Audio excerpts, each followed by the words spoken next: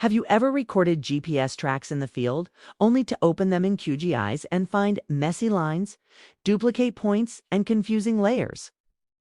Today, we'll turn raw GPS data into clean, professional GIS-ready maps. GPS and GPX data are widely used in field surveys, environmental studies, urban planning, and research. Knowing how to process GPS data correctly is essential for reliable GIS workflows. So let's get started. GPX files are commonly exported from Garmin or GeoTracker. Care import them to QGIS, so you can go to Layer, Add Layer, and use it directly as a vector layer. Now I have imported here a file zoo, correct? 4 bytes. GPX files typically contain multiple layers, waypoints, tracks, and routes. Choose the ones you want to load, and usually tracks are for movement data. Blast your GPS path on the map canvas. A perfect resolution using its built-in VWGS 84 coordinate. You can also drag into our GPS, a GPX camera files directly into the QGIS window. GPS data often comes with zero overlap certificate point, especially for mobile apps or long-duration tracking. For replicates, you can go to Processing and then Processing Toolbox and then Delete. Duplicate geometries. You can apply that on the tracks path and then run it. This will create a clean track over here for us.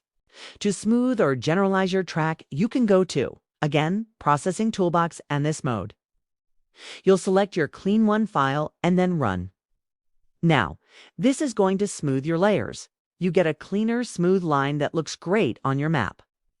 Use a method of check-in algorithm for natural curves, and you can set the iterations.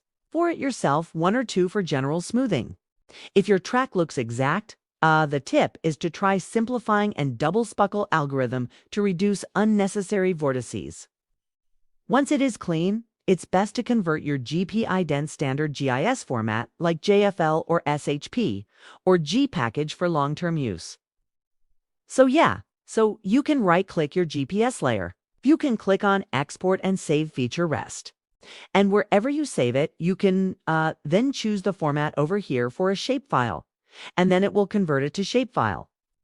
And then, of course, the CRX is automatically set to GZ84, and you can set the file name as the green track.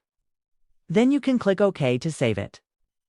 This ensures the GPS data is editable, portable, and compatible with any GIS software. For trip view packages preferred, it can store multiple layers in a single file. Now that your GPS track is clean and safe, let's just style it for better synchronization. So you can go to Properties. The single symbol, you can change it as like the line color. For example, I was selected, and then of course the width and thickness of it up.